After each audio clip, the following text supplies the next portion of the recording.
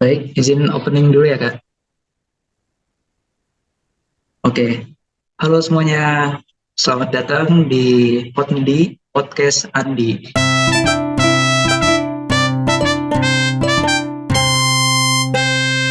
Ya, di sini seperti yang kita lihat ya, sudah kedatangan tamu yang sangat spesial sekali, yaitu Kak Hirna Soca Panggayu. Halo, Kak. Halo, Apa kabar nih, selamat Kak? siang.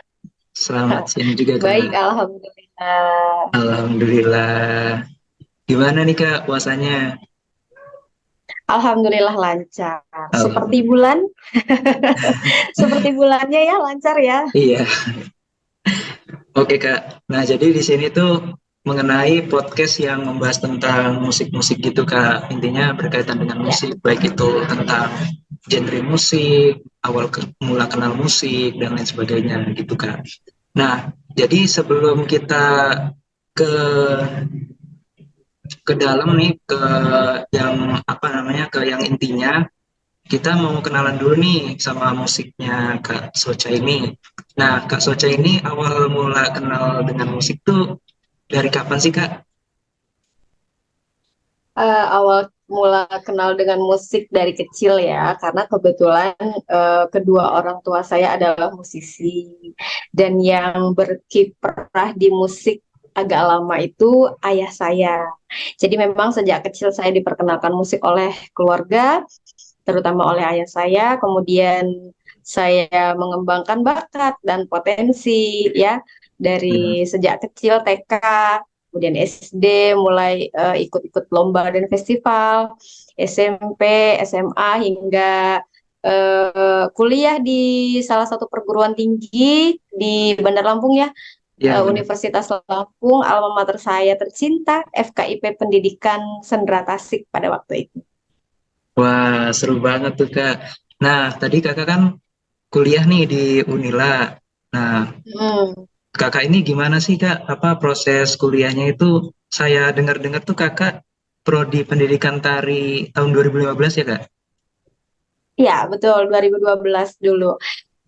Kalau proses kuliah tidak jauh berbeda dengan yang sekarang kita lihat ya, tapi yang membedakan adalah dulu tidak semegah sekarang ya gedungnya gitu. Iya, benar ya. Dulu itu belum ada panggung outdoor. Jadi ketika kami itu melakukan ujian, melakukan latihan gitu, itu betul-betul uh, effortnya luar biasa, usahanya luar biasa gitu Iya, ya. benar. Kalau dulu itu sebelum ada panggung itu kami sewa tempat seperti auditorium RRI atau Hmm. auditorium Taman Budaya gitu. Atau juga kalau misalkan memang lagi limited budget ya, itu Iya, kami menggunakan halaman kampus itu kami hias sedemikian rupa, sekreatif mungkin gitu ya, sehingga iya. kami tetap bisa melaksanakan ujian dengan maksimal. Kemudian juga suasana perkuliahan yang menyenangkan dengan dosen-dosen yang luar biasa menginspirasi, luar biasa hebatnya. Dan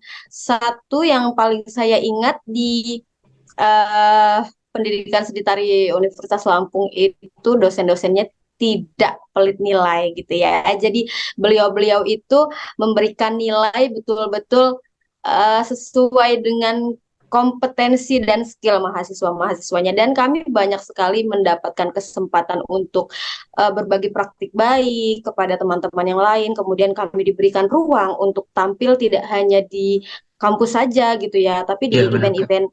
event-event nasional, event-event internasional juga gitu, dan luar Wah, biasa itu uh, pengalaman yang wow gitu ya.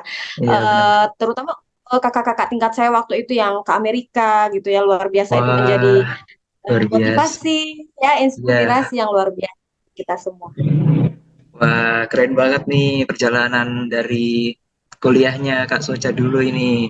Nah, dulu tuh aku pernah lihat tuh Kak, di panggung polling Hmm? tuh dulu belum ada keramiknya gitu ya Kak? Oh, belum Bahkan. belum belum ada, belum ada. Ya, kebetulan aku juga kuliah di Unila, prodinya pendidikan Mm-mm. musik Kak. Iya, Ya, ini lagi I see. apa? Ya, mohon izin juga ini lagi menjalankan tugas mata kuliah Oh jurnalisme musik iya. Kak. Oke, oke, mudah-mudahan nanti kuliahnya lancar, kemudian Amin. mendapatkan hasil yang maksimal ya. Amin. Terima kasih, Kak. Nah, pertanyaan selanjutnya itu, saya juga pernah dengar kakak ini ikut GBN tahun 2010 ya, Kak. Itu Ya, sebagai vokal betul. alto di paduan suara, Kak. Oh iya, betul sekali. Waktu Ya. itu saya 2010 itu kelas 10 naik kelas 11 ya. Waktu saya mengikuti tes GBN tingkat provinsi itu masih kelas 10, masih kelas 1 SMA. Kemudian itu sekitar bulan Mei atau Juni gitu ya. Ya. Kemudian saya ikut latihan setelah terpilih itu saya latihannya itu di Bandar Lampung di Dinas Pariwisata ya. Jadi bolak-balik tuh dari Lampung Tengah ke Bandar Lampung itu saya dengan guru saya namanya Ibu Estu Utami itu setiap hari Selasa dan Kamis tuh naik motor tuh PP ya dari Lampung Tengah ke Bandar Lampung untuk latihan. Kemudian sudah terpilih berangkat bulan Agustus itu sekitar tanggal 1 ya dan di sana melakukan latihan bersama teman-teman seluruh Indonesia. Wah, Karena keren banget. untuk GBN itu per satu suara itu satu orang gitu, Mas Andi. Jadi misalkan untuk suara alto Provinsi Lampung itu satu, suara sopran satu, tenor satu, bass satu gitu. Jadi setiap provinsi itu ada 4 orang yang akan berangkat gitu untuk mewakili provinsinya masing-masing. Dan tentunya pengalaman itu membuat saya menjadi orang yang terus belajar gitu ya, karena ternyata ketika bertemu dengan teman-teman se-Indonesia itu ilmunya banyak sekali yang saya dapatkan ketika pulang lagi gitu ya, bisa Ya. menularkan dan bisa memberikan praktik baik ke teman-teman yang lain gitu, Wah, keren terutama untuk banget. paduan suara. Thank Ya. you. Wah, keren banget nih pengalaman Kak Socha ini sudah sampai ke tingkat nasional bahkan di Istana Negara itu ya. Wah, saya juga dulu pernah sempat mau ikut GBN juga Kak. Cuma Oh karena ya, memang iya, karena memang persyaratannya banyak dan juga saya masih kuliah, jadi kurang gimana ya, manajemen waktunya itu yang sulit oh untuk diatur iya. gitu Kak. Betul Kak. Oh, Dan mau juga mau ambil vokal atau ambil musiknya? aku waktu itu rencananya mau ambil violin musik. Oke, Iya. ya mudah-mudahan nanti ada kesempatan ya. Kalau untuk pemain musik tuh sebetulnya sepertinya tidak ada batasan usia yang jauh ya gitu. Artinya kalau paduan suara itu kan ada batas usianya tuh dari kalau yang sekarang itu banyak dicari itu siswa gitu ya. Hmm. Kalau di zaman saya tuh dulu 2010 itu dari umur 15 tahun sampai 23 tahun itu bisa ikut gitu. Tapi kalau Oh, iya. sekarang tuh sepertinya dibatasi banget gitu kalau untuk yang paduan suara dan kami itu hanya punya kesempatan satu kali seumur hidup gitu. Jadi kalau misalkan sudah Oh, menjadi alumni gitu itu kami tidak tidak bisa lagi gitu kan. oh, Tapi I waktu see. itu kami sempat diberi kesempatan sih tahun 2014 itu ya kalau tidak salah itu jadi GBN itu diberikan kesempatan lagi alumni gitu ya. Ayo siapa yang mau lagi nyanyi di Istana Negara gitu ya. Itu waktu itu ada beberapa teman-teman saya juga yang berangkat yang sudah menjadi alumni karena beliau-beliau tidak mau menyanyikan kesempatan gitu ya. Dan pada waktu itu saya tidak berangkat karena yang pertama kuliah gitu ya, masih Ya, kuliah dan saya tidak mau ambil cuti karena takutnya kalau cuti kan makin lama gitu nanti iya, saya waktu benar. gitu. Kemudian yang kedua juga ada beberapa pekerjaan atau job saya yang sudah masuk gitu ya. Jadi Ya. nggak bisa di cancel gitu. Jadi finally ya teman-teman aja gitu yang ada di sana. Oh ya, oke Kak, terima kasih atas infonya. Nah, setelah ini ada pertanyaan nih yang menjadi pusat perhatian dari penonton nih. Pertanyaannya tuh, kan Oke. Kakak ini kan pernah nih ikut LIDA tahun 2020 ya Kak? Oh iya, Ya. betul. Nah, itu gimana sih Kak? Kayak misalnya kan penonton ini masih bingung gitu, proses untuk Hmm. masuk LIDA ini gimana aja gitu. Oke. Kalau proses untuk masuk LIDA sendiri, waktu itu saya mengikuti audisi di Pekor ya. Di Pekor Oh, itu LIDA itu kan ajang kompetisi tingkat nasional yang diadakan seluruh provinsi ya. Jadi tim Indosiar itu datang ke seluruh provinsi yang ada di Indonesia untuk melakukan audisi. Dan itu kompetisi terbesar ya yang Indosiar lakukan gitu. Mencari mutiara-mutiara terpendam yang ada di Iya, pedalaman gitu ya. benar Kak. Mencari anak-anak berbakat, anak-anak hebat yang ada di seluruh pelosok negeri ini. Nah, ketika saya audisi itu Em, saya tuh termasuk peserta yang kesiangan ya, karena waktu saya nyampe sana itu ternyata saya tuh sudah antri yang kloter paling belakang gitu kan. Hmm, Saya ke sana dengan suami saya, luar biasa perjuangannya gitu ya, karena dari Lampung ya. Selatan ke Bandar Lampung itu saya naik motor berdua dengan suami saya, kemudian mengikuti audisi. Saya ngantri itu di luar untuk mengisi formulir itu saya ngantri 3 jam. Kemudian setelah mengisi formulir saya masuk ke ruangan untuk audisi masuk ke bilik ya, karena Ya. kami itu sebelum record untuk video itu audisi dulu antar bilik gitu kan. Nah, singkat cerita itu saya kan antri jam 10 ya. Saya tuh nyanyi di bilik itu jam 7 malam gitu ya. Bisa Wah, dibayangkan lah sama temen-temen ya, ya.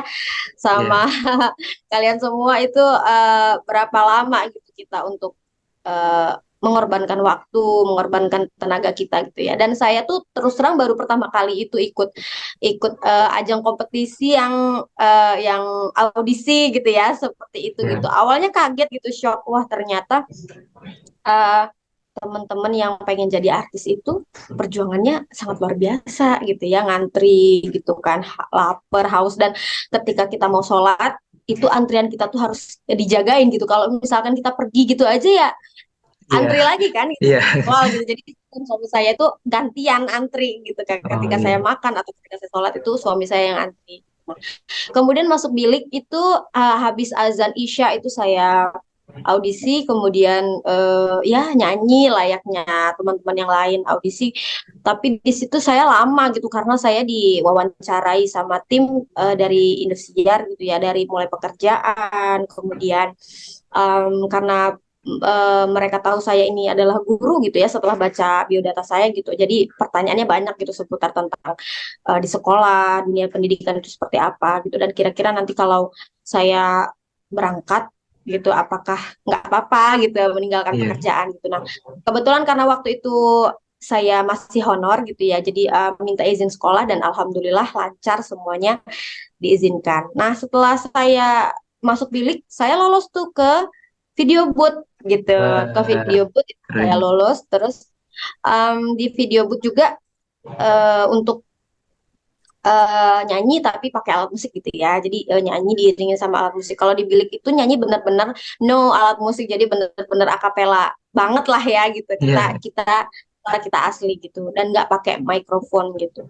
Kemudian ketika di video booth itu kita sudah dikasih fasilitas, sudah dikasih mic, sudah dikasih alat musik gitu kan. Bisa nggak nih kita nyanyi pakai musik gitu ya. Nah, setelah itu saya dikasih kabar sama tim Indosiar untuk menunggu gitu ya. Oh, nanti kalau lolos akan ditelepon gitu. Akhirnya saya menunggu selama 2 bulan kan. Aduh, kayaknya nggak lolos deh, soalnya nggak ditelepon gitu kan iya. ya.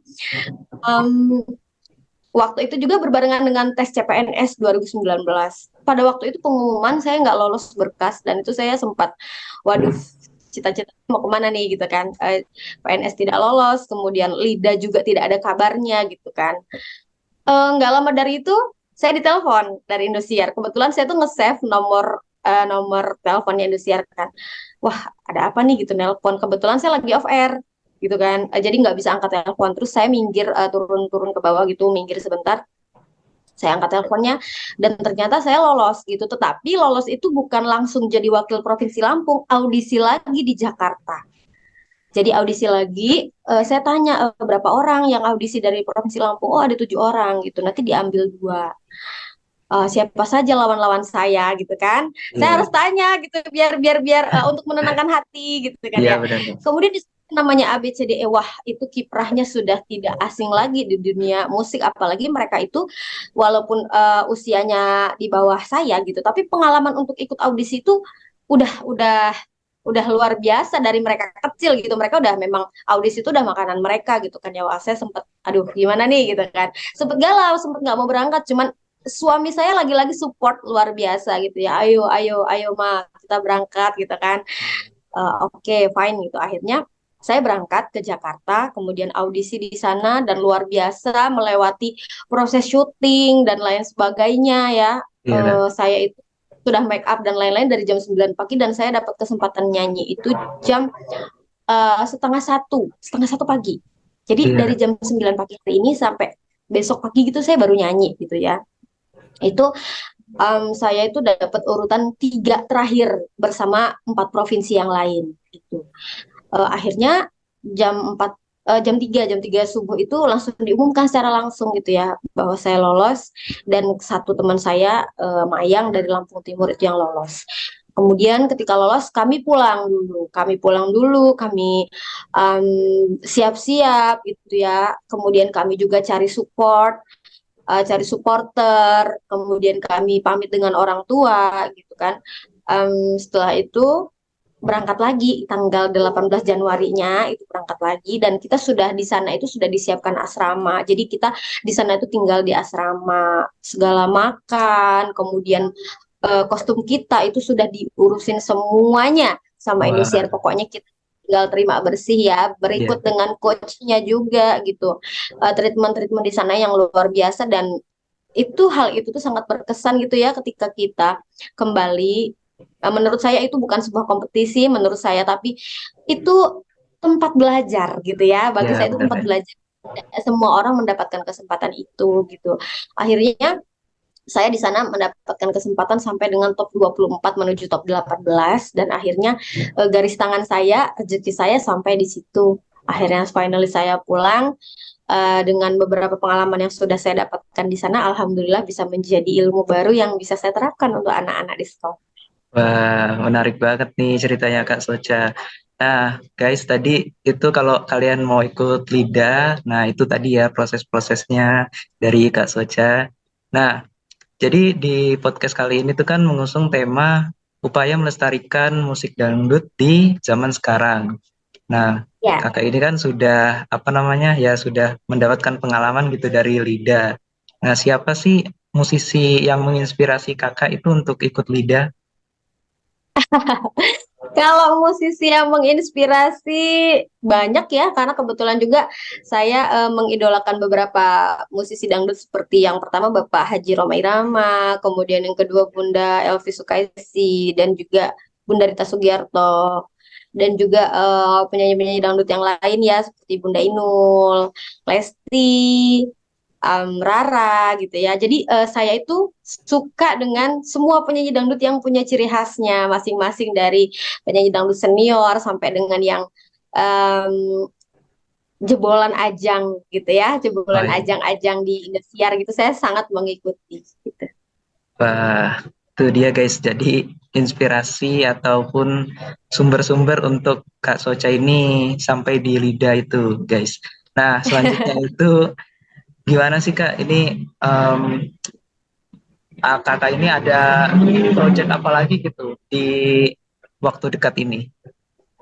Kalau project untuk musik belum ada karena sekarang lagi fokus untuk mempersiapkan siswa lomba FLS 2N.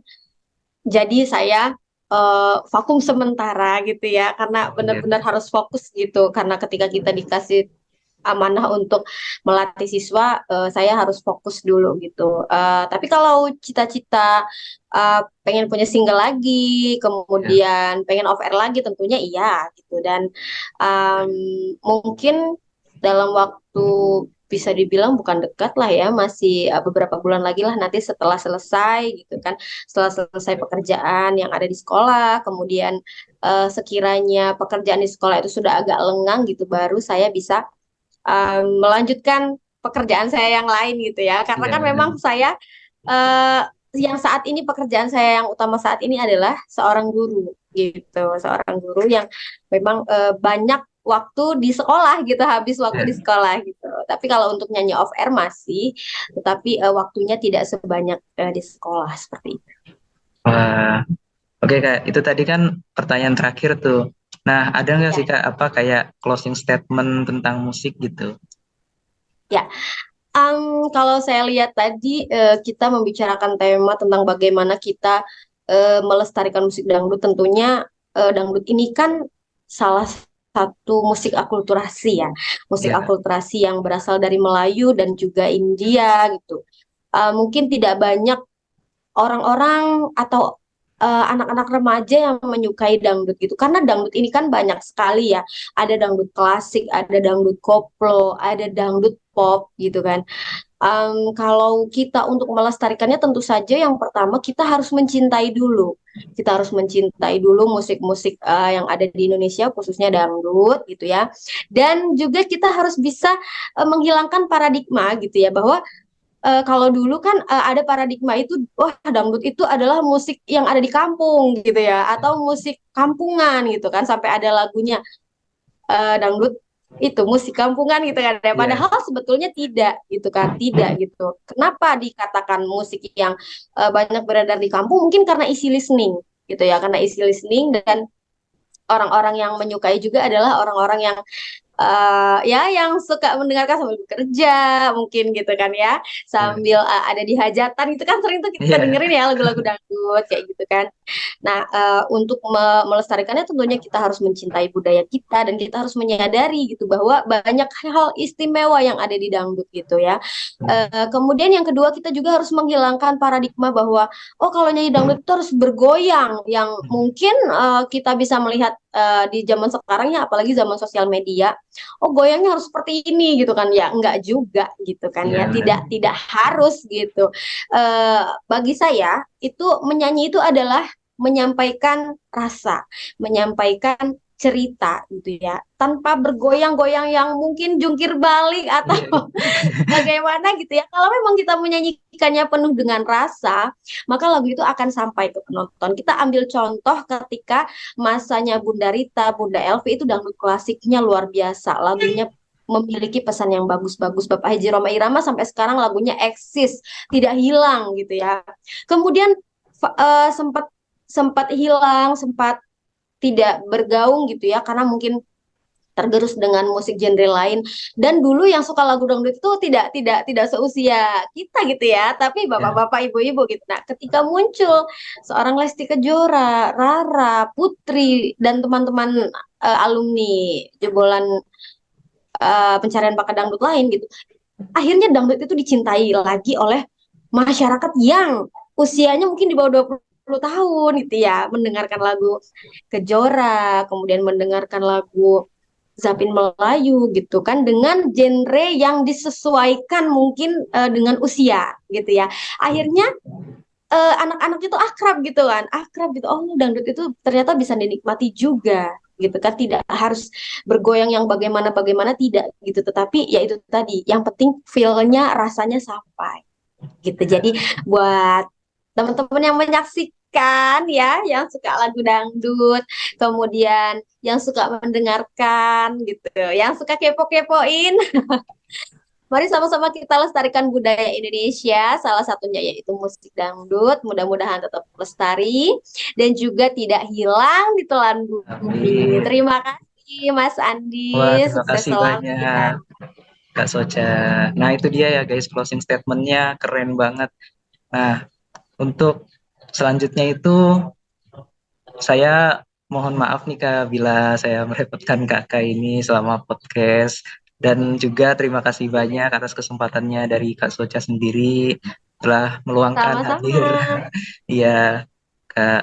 Nah, itu guys. Jadi tadi kita harus melestarikan musik dangdut dimanapun kita berada, bahwa dunia musik itu sangat luas gitu. Jadi kita jangan hanya terfokus sama genre musik kita sendiri, tapi kita juga harus mengeksplorasi musik-musik yang lainnya. Oke, sekali lagi terima kasih Kak atas kesempatannya. Sama-sama. Oke, oke, sampai jumpa di kesempatan yang lainnya di Pondi. Apakah ada bintang tamu spesial lainnya yang akan diwawancarai lagi? Tunggu di Pondi yang selanjutnya podcast Andi. Salam sejuk. Kasih Kak.